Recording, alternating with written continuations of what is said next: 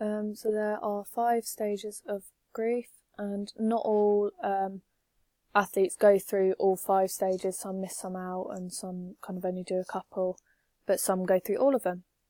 So denial is your reaction to learning of a serious injury. It's kind of your defence mechanism as it buffers the immediate shock of it.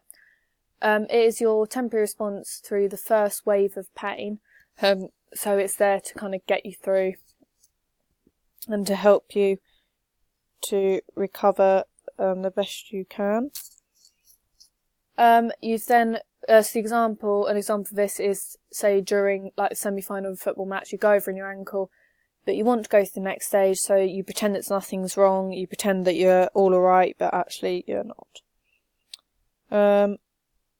The next one is anger, which is an emotion that is deflected from our vulnerable core and redirected and expressed instead as anger. So it may be aimed at objects, complete strangers, family, friends or teammates.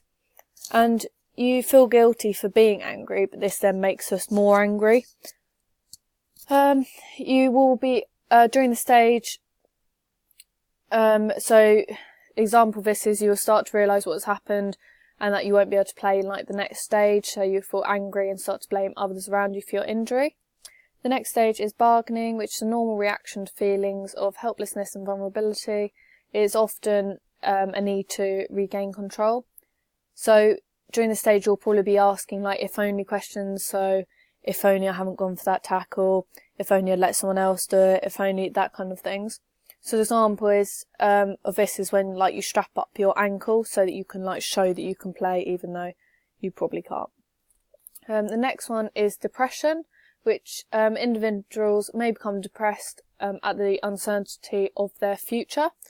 So they may start to feel then isolated from the group or team, which could lead to depression, as you're not able to take part in the social aspects as well. This could lead to more tension and helplessness, and then you would become frustrated because of this. And isolation can be difficult for someone to accept, especially if you're a very social person. An example of this, if you go over on your ankle in like the pre-season, you may get depressed as you won't be able to play for the rest of your season when all of your teammates will and can. And then the last stage is acceptance, and you kind of start to move towards an admission of the injury and like the adaptation of your lifestyle, and your focus is now turned to rehabilitation. This stage marks transitions from the emotional stage to a coping stage, as the individual realises that it's needed, that it needs to be done to aid their recovery. An example of this is when you decide that it's time to start rehab and start goal setting so that you get back as quickly as possible. So there's 9 emotional states of the mind. So you've got fear, which is your immediate kind of when not immediate, but what will happen when you get told your injury and you're just a bit fearful, you don't know what the future's gonna hold, like you don't know when you're going to be able to get back to get back to playing. It's just fear of the uncertainty, really. You've got frustration, which is probably linked with anger, as you can be frustrated because you can't play. Why did that have to happen to you on that day? And all of that, which could then lead to anger. So the difference really between anger and frustration. Frustration is kind of like, oh, I wish I hadn't done that, and I wish it hadn't happened to me, but then I can get over it quick, whereas anger's like, it's normally aimed at people and it takes longer to get over. Isolation, so this is when you kind of lock yourself away from everyone else. You don't really want to be involved with anyone, which that could lead to depression as well. And also anxiety, because if you lock yourself away from everyone else, you then learn that to be the normal. And then when you go back to play, you go back to anything else that could lead to anxiety. And you could also get anxiety when you then go back to play for the first time after injury, as you're anxious about whether it's going to happen again. This then, the confidence side, it will knock your confidence when you get injured, because you're like, oh, will that happen the next time I go? All of that. However, when you've overcome your injury, when you play your first game, if it goes well, then it could also boost your confidence and help you to motivate you to be the best you can again. You've also got the 4 responses to treatment. So the first is anxiety or stress. This can help you, as it can be a positive, like anxiety, and can help and can start to affect you like so much that you have to take action and do something to help deal with your injury. However, it can hinder, as it can have a bad psychological effect on you and make you think your injury is worse than it is. This could also lead to insomnia as well, if you're awake all night kind of worrying about what's going to happen or why that happened or stuff like that. You've got frustration, which it could help you, as it could help you get back to sport and seek the different treatments out there so you get back quicker. However, it could hinder you because it could cause you to make the injury worse, because if you get frustrated that you think you'll be fine if you go back to like your sport, you could go back too early and make it worse.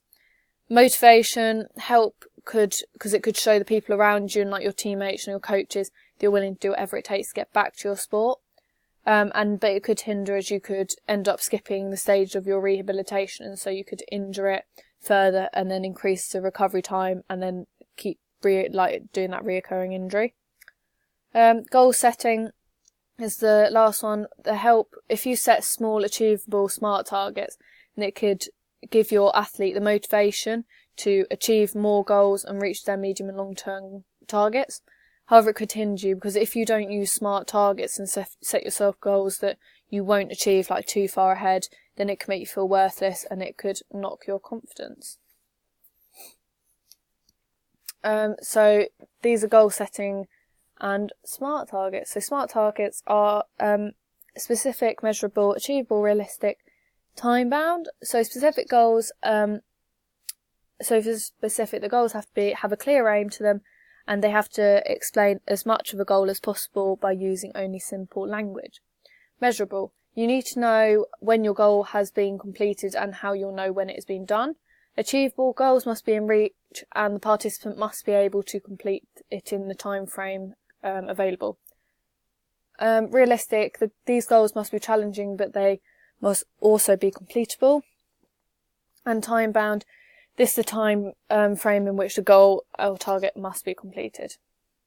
So there are 3 goals: short-term, medium-term, long-term. Short-term goals, these are normally lots of little goals that can range from like a day to a few weeks in advance. These are meant to boost confidence and are meant to be kind of easily completed. Medium-term goals are the ones that are more challenging and you set kind of in months in advance.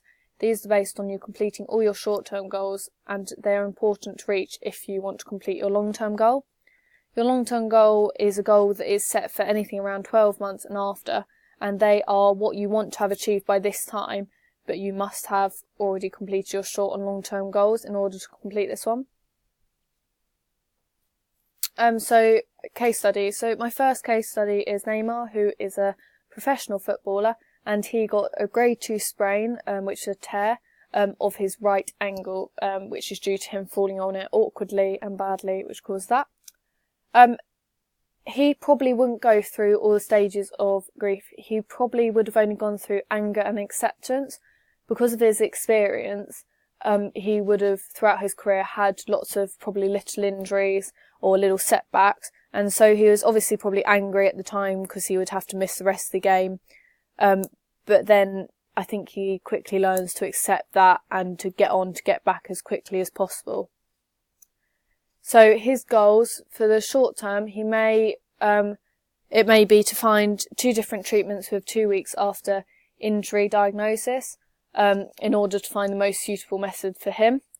Another one might be to create a daily diary of thoughts, feelings and exercise and progress every day throughout the recovery phase. A medium-term goal would be maybe to gain some range of movement back, so enough to flex his ankle to 45 degrees, by doing specific ankle rotation movements every day for 10 minutes.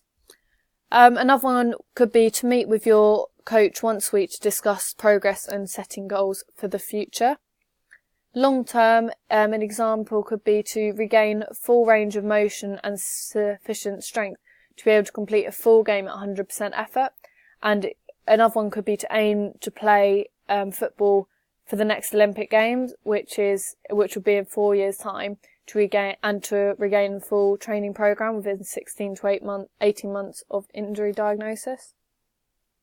So the next one is a strain, which is Bryant, and he is a professional basketball player. He had a grade 3 strain, which is an Achilles rupture. So when he was playing, he pushed his foot too far on the ground and heard it pop, grabbed his ankle, tried to feel for the ligament, couldn't find up his Achilles. And he probably went through the denial, anger, bargaining and acceptance phases. As the denial, he tried to kind of get up and try to play for the last 2.5 minutes, but physically couldn't. I think he somehow managed to hop along and take his his 3 throws because it was a foul, and then he managed to get off. But he then obviously was angry that he couldn't play the last few minutes. He then went through the bargaining stage of obviously with his coach saying, oh no, he's fine, all of that. And then finally accepted that it was actually quite serious. So his goals, short-term goals, could be to keep a diary of thoughts, feelings, and every day through his recovery phase, and also to maybe do mindfulness for at least 10 minutes a day through the recovery phase to keep him in a positive mindset and keep him ready, in the right mind to do his rehabilitation. So his medium-term goal could be to go to a few training sessions a week to socialise with the team and to participate in the tactics and the theory side of a session through the remodelling phase. And the long term would be to build up enough strength to go back and play a full game of basketball by 2 years, since he did the injury. And that's